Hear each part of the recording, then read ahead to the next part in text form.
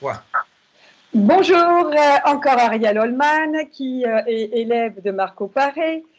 Marco Paré, qui est la grande autorité d'hypnose non verbale et qui se prête au jeu à vos questions et réponses. Marco, alors, combien de temps dure une séance d'hypnose non verbale? Ça inquiète tout le monde, hein. Non, une séance d'hypnose non verbale peut-être, ça peut varier. La première fois, peut-être c'est un peu plus long, peut-être 1 heure. Quelquefois, ça peut être même un peu plus long, 1h20. Mais en général, après, on peut travailler plus rapidement. Disons que beaucoup de fois, moi personnellement, quand je travaille, je fais même plus rapide. 45 minutes, c'est fini. Beaucoup de fois. Parce qu'en réalité, Ouais, c'est quand on travaille parfois. non verbalement, on va beaucoup plus profond. D'accord. Et alors, est-ce que les effets sont immédiats ou alors faut-il plusieurs séances? Ce sont des effets toujours immédiats. C'est-à-dire, à la fin de la séance, la personne se ressent bien, se ressent pleine d'énergie. Et en plus, moi, je vais citer ce qui avait dit une fille qui avait participé. Ça, c'était une démo que j'avais fait dans un cours. Elle me disait, mais j'ai fait une crise ce jour-là, et ça avait duré une vingtaine de minutes, il me semble, et je n'avais pas noté tout de suite le changement. Mais après, dans la semaine d'après, j'ai noté que j'ai changé beaucoup de fois dans mon travail et dans ma vie privée. Ah, c'est très bien. Alors justement, il y en a qui me disent, est-ce qu'on peut être, le mot ne me vient pas, mais est-ce qu'on peut être, on peut pas être réceptif à l'hypnose non verbale? Parce qu'on me dit l'hypnose verbale, on rentre dans l'imagination de l'hypnothérapeute, mais est-ce que l'hypnose non verbale, est-ce qu'on peut être toujours réceptif ou alors ou pas? Oui, tout le monde est réceptif, c'est-à-dire même les animaux sont réceptifs. À ce point-là, l'homme, c'est un animal avec un peu de psychologie en plus, c'est-à-dire tout le monde est sensible à l'hypnose non verbale, ça c'est sûr et certain. Alors encore une petite question. Là, on fait questions rapides et réponses, mais les gens se posent des questions. Pourquoi dans l'hypnose verbale, on termine toujours par terre? C'est ce que m'a dit une cliente. Mais on termine toujours par terre.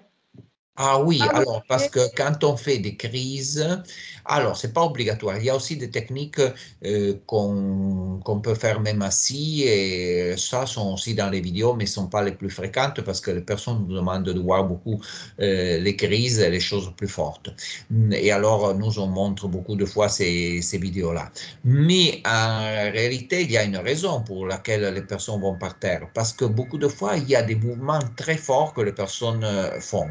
Et s'ils sont par terre, ils risquent pas de se faire mal ou de autre chose parce que quelquefois il y a des personnes il y a des crises très très fortes. Moi, ça, je me rappelle une fois, ben ça c'était une chose un peu particulière. Il y avait une personne qui lui c'était un champion mondial de Kung Fu, non de Kung Fu, non, oui de Kung Fu. Je lui ai fait la euh, la crise, elle a fait une crise avec beaucoup de mouvements.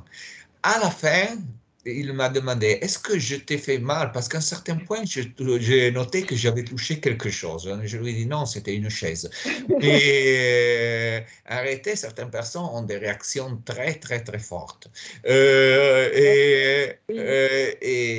C'est-à-dire, lui, il avait une réaction très forte.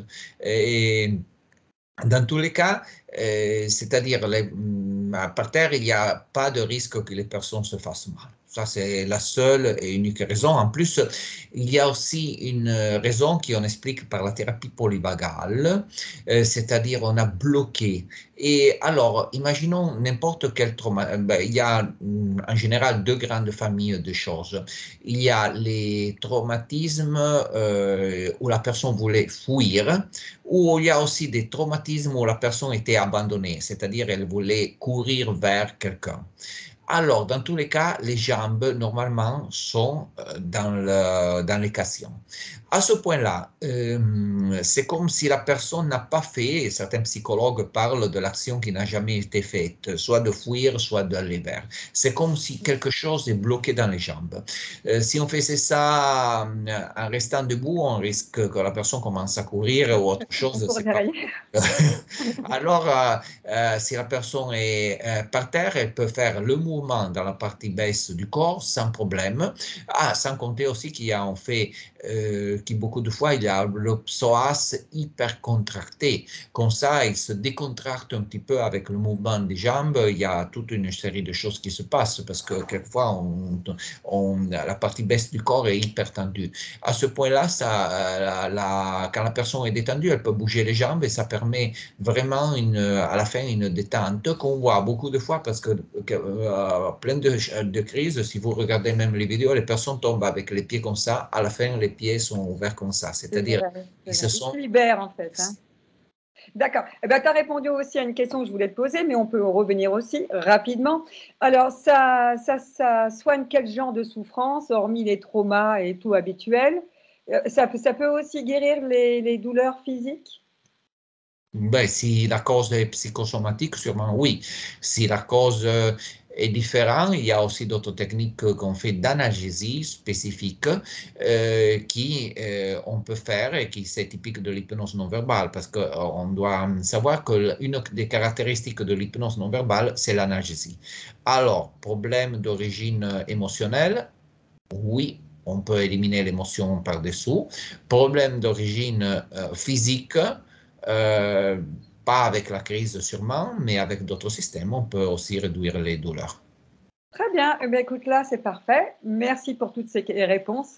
À très bientôt, Marco, et merci encore. À très bientôt. Ciao, ciao, ciao.